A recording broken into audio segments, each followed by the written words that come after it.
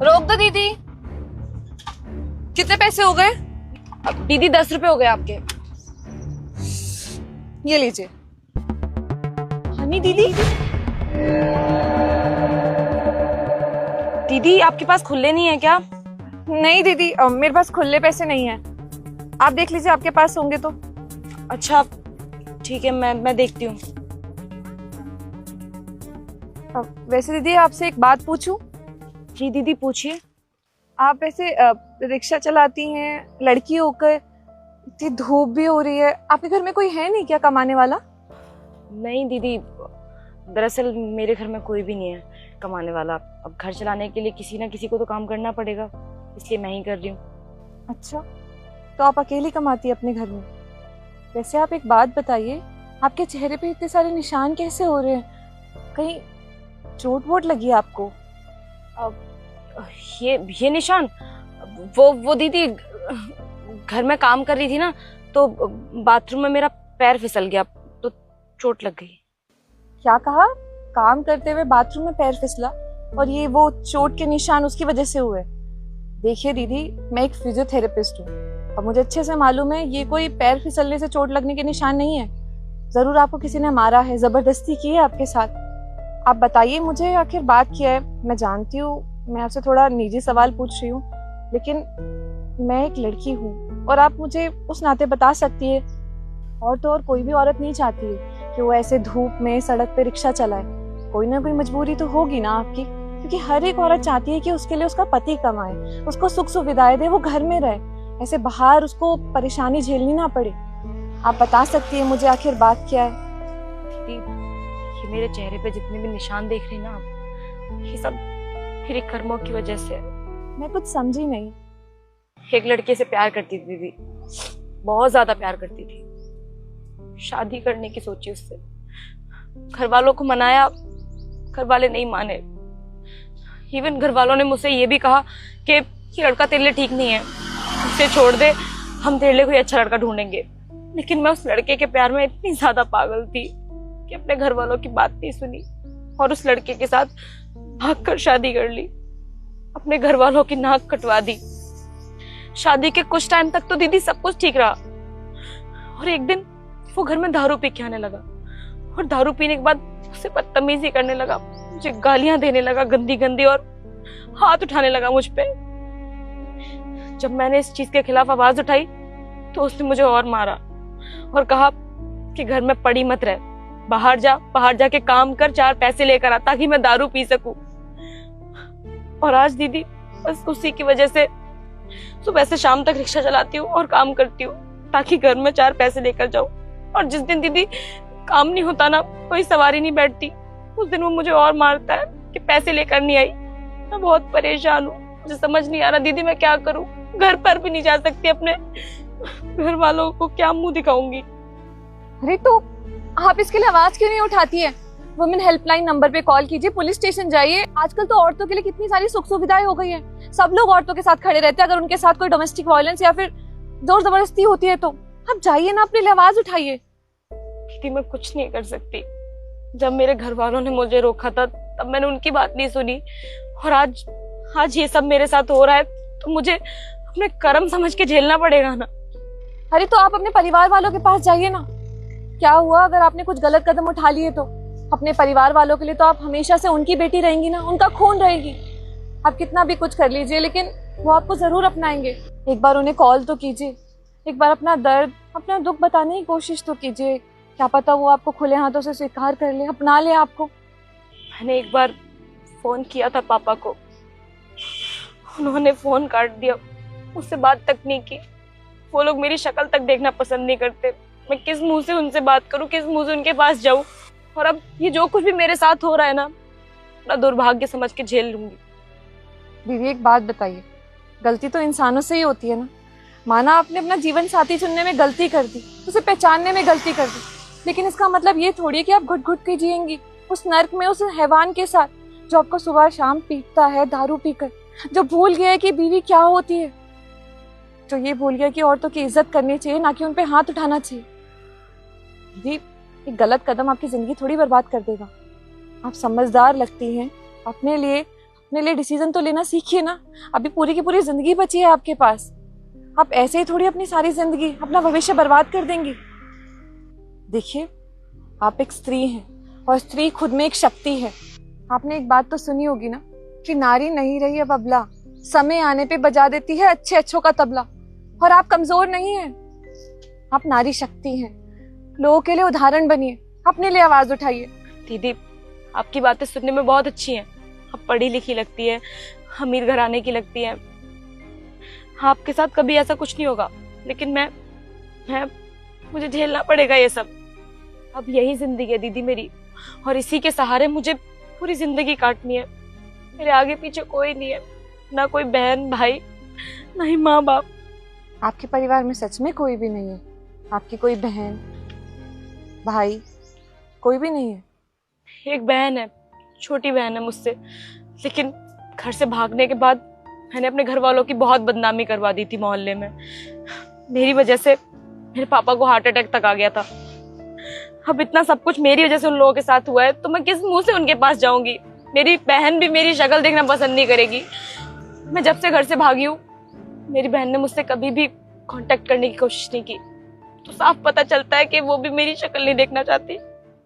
ऐसा किसने कहा आपसे दीदी कि कोई आपकी शक्ल नहीं देखना चाहता?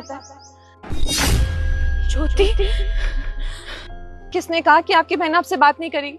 आपने एक भी बार मुझे कॉल करने की या मुझे कुछ बताने की कोशिश की? क्या हालत बना ली दीदी आपने। इतने सारे चोट के निशान हैं आपके चेहरे पे। सहबान ने आप पे हाथ उठाया, आपको इतना मारा और आप सहती रही। अरे आप इतना क्यों सह रही थी? किस लिए? एक गलत कदम उठा लिया था इसलिए?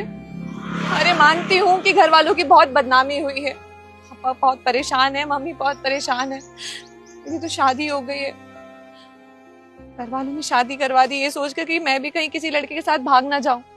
वो तो मेरी किस्मत अच्छी थी कि मुझे बहुत अच्छा जीवन साथी मिला। पर दीदी, आपके चेहरे पे इतने निशान है, इतनी मार पड़ी है आपको, और उस इंसान ने ऐसा कैसे किया आपके साथ?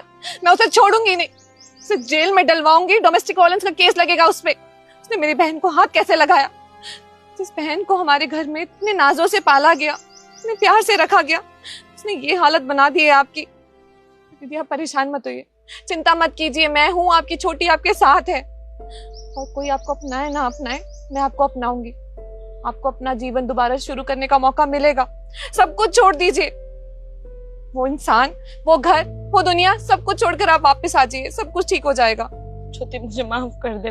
मैं किस मुंह से आती तुम लोगों के पास, क्या बताती तुम्हें? जिस लड़के को अपनी मर्जी से चुना है मैंने, उसी ने मेरी ये हालत बना दी है। मैं क्या बोलती पापा को आके? मैं नहीं आ सकती थी। अरे दीदी, ये क्या कह रही है? किस मुंह से वापस आएंगे? क्या मतलब है? अरे बेटी हैं आप उस घर की, खून है आप हमारा। अरे आप ऐसा क्यों सोच रही है? आप ऐसे नर्क में घुट घुट के जिएंगे तो क्या हम खुश रह पाएंगे? आपको मालूम है कितना ढूंढने की कोशिश की है मैंने आपको, लेकिन आपने अपना नंबर बदल लिया, सोशल मीडिया पे सारे अकाउंट हटा दिए, और आज आप मुझे इस हालत में मिली, ऐसे रिक्शा चलाते हुए इतनी धूप में। वो तो मेरी किस्मत अच्छी थी जो आज मैं आपसे टकरा गई, वरना भगवान जाने मुझे कब मिलती, आप किस हालत में मिलती। अभी जो आपकी हालत हुई है ना, मुझे वही देख के बहुत गुस्सा आ रहा है। मैं ना आपको बिल्कुल भी उसके साथ नहीं रहने दूंगी। आप कुछ भी कीजिए, लेकिन उसके साथ नहीं रहेंगी। और रही बात पापा की, पापा को जब पता चलेगा कि उनकी बेटी के साथ इतना अत्याचार हो रहा है, वो ऐसे नर्क के जीवन में जी रही है, वो बिल्कुल भी खुश नहीं होंगे जान के। जितना वो आपसे दूर रह के दुखी है, उतना ये जान के दुखी होंगे कि आप परेशान हैं। आप समझिए ना दीदी, वापस चलिए, अपनी पढ़ाई पूरी कीजिए, अपने पैरों पे दोबारा खड़े होइए, हम हैं आपके साथ। ज्योति, पापा मुझे कभी माफ नहीं करेंगे, मैं नहीं जा सकती। मैं क्या करूं, मुझे कुछ समझ नहीं आ रहा। दीदी मान जाएंगे, मैं हूं ना, आप मेरे साथ मेरे घर पे रहिए, हम पैर पकड़ेंगे, हाथ जोड़ेंगे, हम धीरे धीरे करके मना लेंगे। लेकिन आप उस आदमी के पास वापस नहीं जाएंगे, मैं नहीं जाने दूंगी हरगिज आपको। और उस पर तो मैं केस करूंगी, कैसे मेरी बहन पे हाथ उठाया उसने। और आपको ये रिक्शा चलाने की भी जरूरत नहीं है, आप चलिए। इसे धूप में परेशान हो रही है, ये पढ़ी लिखी समझदार लड़की है, एक अच्छे घराने की लड़की है, आपको ये सब कुछ शोभा नहीं देता है। ज्योति, अपनाएंगे।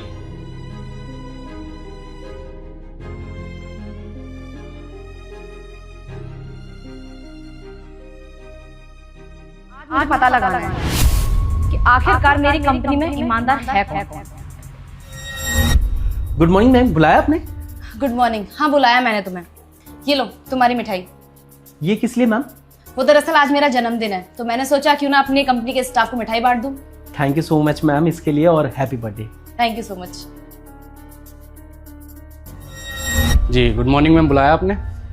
रजत, ये लो मिठाई। मिठाई का डब्बा? मैम आज कोई त्योहार है क्या? वो दरअसल आज मेरा जन्मदिन है, तो मैंने सोचा क्यों ना अपने जन्मदिन की खुशी में आज अपने स्टाफ को मिठाई बांटूं। अच्छा मैम, आज आपका जन्मदिन है? अच्छा, happy birthday ma'am. Thank you so much. अच्छा ठीक है मैम, मैं चलता हूँ। मैम हर्षित सर ने बोला आपने बुलाया मुझे। हाँ, बुलाया मैंने तुम्हें। ये लो मिठाई। मिठाई ये किस लिए मैम? वो दरअसल आज मेरा जन्मदिन है, तो मैं अपनी कंपनी के स्टाफ को मिठाई बांट रही हूँ। तुम्हारी मिठाई रह गई थी, मैंने दे दी। थैंक यू मैम, और आपको भी ना जन्मदिन की बहुत बहुत बधाई। ठीक है, तुम जा सकते हो। Okay ma'am, thank you. अब मैं भी देखती हूँ कि आखिरकार मेरी कंपनी में ईमानदार है कौन। जो मुझे पैसे वापस लौटा कर देगा वही मेरी इस कंपनी में काम करेगा, क्योंकि आज के टाइम पे लोग मेहनती तो मिल जाते हैं लेकिन ईमानदार नहीं मिलते। क्या यार, इतनी बड़ी कंपनी की मालकिन है और ये 2 कौड़ी का मिठाई का डब्बा दे रखा है। चलो देखता हूँ क्या ही है इसमें। इतने सारे पैसे। मुझे लगता है मिठाई के डब्बे में ना पैसे डाल के भूल गई है, पर क्या हुआ, मेरा काम तो हो गया ना। चलो भगवान, अपने इतने सारे पैसे दिला दिए। अरे यार बहुत तेज भूख लग रही है, ऐसा करता हूँ ना मिठाई यहीं खा लेता हूँ, अगर ऑफिस में जाऊँगा ना तो खा भी नहीं पाऊँगा। अरे इतने सारे पैसे, मुझे ऐसा लगता है ना कि मैडम मिठाई के डब्बे में पैसे डाल के भूल गई है। मस्त 1 हफ्ते की छुट्टी लूँगा और कहीं ट्रिप पे घूमने जाऊँगा, ना तो दिन बन गया। चलो। मैडम कितनी अच्छी है ना, अपने जन्मदिन पे अपने एम्प्लॉयज़ को ये मिठाई बांट रही है, वरना आजकल के लोग तो अपने एम्प्लॉयज़ को पूछते तक नहीं है। जरा खोल के देखता हूँ कौन सी मिठाई है। इतने सारे पैसे इसमें,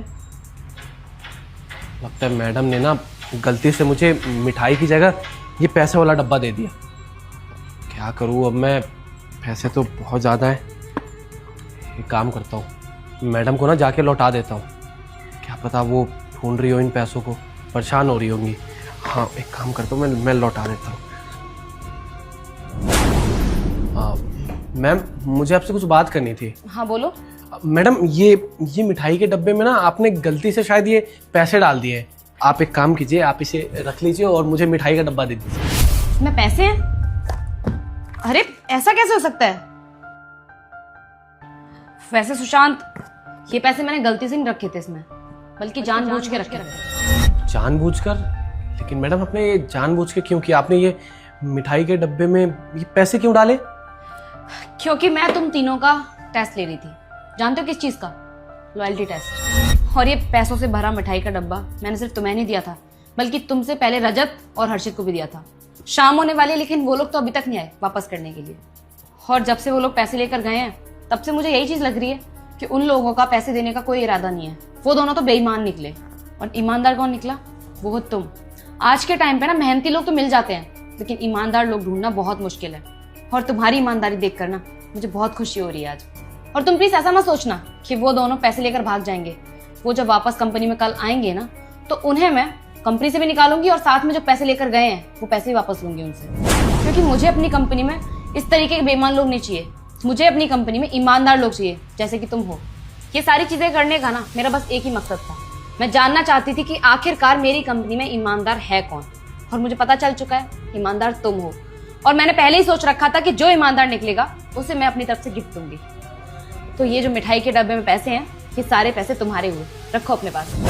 अब अरे नहीं मैडम, मैंने ये पैसों के लिए थोड़ी किया। अगर मुझे पैसे ही चाहिए होते तो मैं ये पैसे पहले ही रख लेता, आपको वापस करने क्यों आता। मैंने तो बस ये इंसानियत के नाते किया है, मुझे नहीं चाहिए ये। सुशांत, ये सब मैं अपनी खुशी से कर रही हूँ, प्लीज मना मत करो, रखो। और हाँ, सच में तुम्हारा दिल बहुत साफ है और तुम बहुत ईमानदार भी हो। वैसे सुशांत, तुमने एक बात तो सुनी होगी कि जब इंसान भगवान के पास जाता है तो वो साथ में अपने अच्छे कर्म लेकर जाता है, ना कि ये सब पैसा। इसलिए धरती पे हो ना, तब तक अच्छे कर्म करते रहो। तुम्हारी सोच सुशांत बहुत अच्छी है, और हमेशा ऐसे ही ईमानदारी के रास्ते पे चलते रहना। देखना, भगवान तुम्हें बहुत तरक्की देंगे। और हाँ सुशांत, आज से तुम इस कंपनी में सिर्फ इंटर्न नहीं बल्कि परमानेंट एम्प्लॉय हो। क्या मैम सच में बोल रही हैं आप? मैम एक इंटर्न के लिए सबसे बड़ी बात यही होती है कि वो किसी कंपनी में परमानेंट हो जाए। आप मजाक तो नहीं कर रही है ना? Thank you so much ma'am. Ma'am मैं ना आपके कंपनी में पिछले 2 साल से एज अ इंटर्न काम कर रहा हूँ और मेरे जो सीनियर लोग हैं ये लोग तो मुझे कुछ समझते ही नहीं है। और मैंने ना आज तक कभी बेईमानी नहीं की, ईमानदारी से अपना काम किया है, मेहनत किया है। और मैं चाहता हूँ कि इस कंपनी की ग्रोथ हो। इस कंपनी की ग्रोथ होगी तभी तो हमारी भी ग्रोथ होगी ना। और मैडम वो क्या है ना, मेरे पिताजी कहते हैं कि जो इंसान बुरे रास्तों पे चलता है ना उसका नतीजा भी बुरा ही होता है। थोड़ा सा लालच करके हम बुरे रास्ते पे चल तो सकते हैं लेकिन बुरे रास्ते का नतीजा ना हमेशा बुरा ही होता है। बस मेरे माँ बाप ने जो मुझे सिखाया है उसी रास्ते पे चल रहा हूँ मैं। और वैसे भी मैम लालच करके आज तक किसी का भला नहीं हुआ, तो बस इसलिए मैं ईमानदारी से अपनी ज़िंदगी जीता हूँ। ठीक है, अब तुम जाओ और जाकर अपना काम करो। Thank you. सैलरी कितनी है तुम्हारी? सैलरी कितनी है तुम्हारी? क्या करेगी जान के? अरे बताओ ना। तुझे पता नहीं है? अरे बताओ ना, तुम्हारी सैलरी कितनी है? 45,000। और ऊपर का कितना कमा लेते हो? पागल वागल है क्या? ऊपर के यहाँ से कमाऊंगा? नौकरी करता हूँ मैं। अरे ऊपर से मतलब ऊपरी कमाई, ऊपर का भी तो कुछ कमाते होगे ना तुम। वो कमा लेता हूँ 1,000-2,000। 45 मतलब 45 प्लस 2,000, 47,000 रुपए। तुम महीने के 47,000 रुपए कमाते हो? तो 47,000 रुपए कमाने वाले आदमी के साथ मैं तो नहीं रह सकती जी। नहीं रह सकती तो मत रहो, जाओ यहाँ से। तुम्हें रख कौन रहा है? नहीं ना, तुम अपने ऑफिस में बोलो ना तुम्हारे पैसे बढ़ाएं। पागल वागल हो गई है क्या? ऐसे बोलने से बढ़ते हैं पैसे क्या? तुम्हें पता है जब मैं स्कूल में थी ना तब ना मेरा सपना था कि जो मेरा पति हो ना होने वाला वो महीने के 1 लाख रुपए कमाता हो। तेरा पति 1 लाख रुपए कमाता हो और तू कुछ ना करती हो? वाह। मैं बाहर से पैसे कैसे कमाती? मुझे तो घर के कामों के अलावा बाहर का कुछ काम ही नहीं आता। हाँ तो चुप कर और जाके काम कर अपना। नहीं ना, तुम बोलो ना उनको पैसे बढ़ाने की। अरे पागल है क्या? ऐसे थोड़ी बढ़ते हैं पैसे। अरे बढ़ जाते हैं पैसे। अब कंपनी वालों को तुम्हारी जरूरत होगी ना और तुम उनको धमकी दोगे जॉब छोड़ने की तो वो तुम्हारी सैलरी बढ़ा देंगे।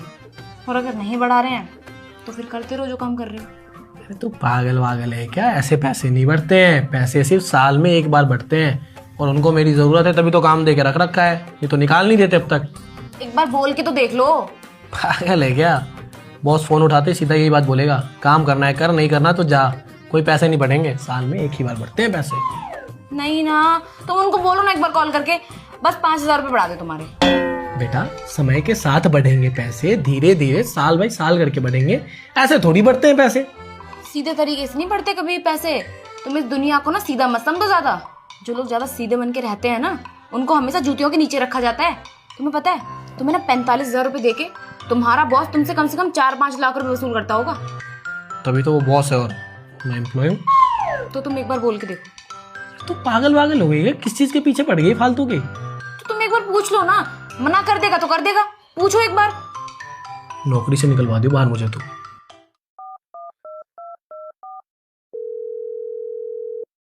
हेलो नमस्ते सर। नमस्ते सुशांत, मैं ना थोड़ा बाहर हूँ, करता हूँ मैं कॉल तुम्हें थोड़ी देर में। ले बढ़ा दिया पैसा। हाँ तो अभी दोबारा करेंगे ना कॉल, तब बोल देना। कितने बोलूं? 5 बोलूं? 10 बोल देना। पागल है क्या? अरे अब तुम 10 बोलोगे तभी तो तुम्हारे 5 बढ़ेंगे। हेलो, मंगल बाजार नहीं है ये, कंपनी है कंपनी। मंगल बाजार की तरह यहाँ नहीं होता कि जितने बोल दिए मोल भाव कर लो। कंपनी है, एक बार ही पैसा बढ़ता है और जैसे मैं बोल रहा हूँ ना कोई बोलता भी नहीं है। अरे इसी बात का तो फायदा है, कोई बोलता तो होगा नहीं, तुम बोलोगे इसलिए तो तुम्हारे बढ़ा देगा। इसी बात का तो फायदा उठाओ तुम। सबके थोड़ी ना बढ़ाएगा कंपनी में वो पैसे, तुम्हारे बढ़ जाएंगे, किसी और के नहीं बढ़ेंगे।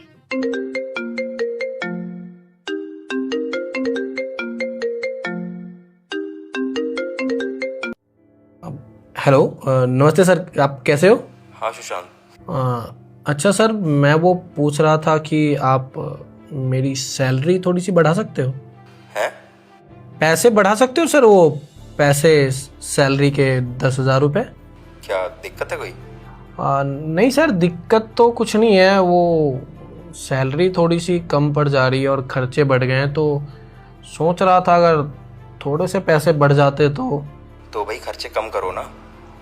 नहीं सर, वो खर्चे कम करके भी देख लिए, पर वो क्या है ना, मैं और मेरी वाइफ फैमिली प्लानिंग की सोच रहे हैं, तो हिसाब लगा के देखा तो कम पड़ रहे हैं, तो बढ़ जाते थोड़े से तो। कहीं और दिया है क्या इंटरव्यू तूने? नहीं सर, वो इंटरव्यू तो कहीं और नहीं दिया, काम तो यही करना है, बस वो पैसे बढ़ जाते तो। देख 10,000 थोड़े ज़्यादा हैं, चल 5,000 कर लेते हैं। मैं 5 सिर्फ तेरे बढ़ा रहा हूँ, ठीक है? किसी को कुछ बताइए मत, ऑफिस में ठीक नहीं होता है। हाँ ठीक है सर, वो 5 कर लेते हैं। चल कर ले फैमिली प्लानिंग। ठीक है सर, थैंक यू सर। अरे कोई चक्कर नहीं है, अब तू मेरे पास काम करता है तो मुझसे ही बोलेगा ना इंक्रीमेंट के लिए। चल ठीक है, मिलते हैं ऑफिस में। देखा तुमने, मैंने कहा था ना एक बार ट्राई तो करो, बढ़ जाएगी सैलरी। बैठे बैठे इंक्रीमेंट हो गया। देखा ना तुमने, मैंने तुमसे बोला था कि मेरा दिमाग ना बहुत तेज चलता है। मुझे तो समझ नहीं आ रहा कि इसने बढ़ा कैसे दिए पैसे। तुमने पहले कभी पूछा इससे पैसे बढ़ाने के लिए? नहीं। तो फिर तुम्हें कैसे पता कि वो पैसे नहीं बढ़ाएगा तुम्हारे? क्योंकि प्रोफेशनली होती है सारी चीजें, ऐसे थोड़ी होता है। अरे जब मालिक चाहे ना तो सब कुछ कैजुअली हो जाता है। तो मतलब अब तुम्हारे हो गए 47 प्लस 5 इज इक्वल टू 52। तो मतलब अभी 100 होने में कम है तुम्हारे 48। तो अब ये बताओ 48 का क्या करना है? 48 का करना है या वेट? इससे बढ़िया तो 20 ही बोल देते हो। 20 बोल दें? पागल है क्या? चलो ठीक है, कोई बात नहीं, वेट कर लूंगी 48 का। लेकिन ज्यादा टाइम मैं वेट नहीं कर पाऊंगी, क्योंकि इतनी कम तनख्वाह वाले आदमी के साथ ना मैं नहीं रह सकती। जा चाय बना जाके। 5,000 रुपये बढ़वा दिए मैंने तुम्हारे, चाहे तो तुम भी पिला सकते हो बना के। जा रही नहीं जा रही? ठीक है, जा रही हूँ।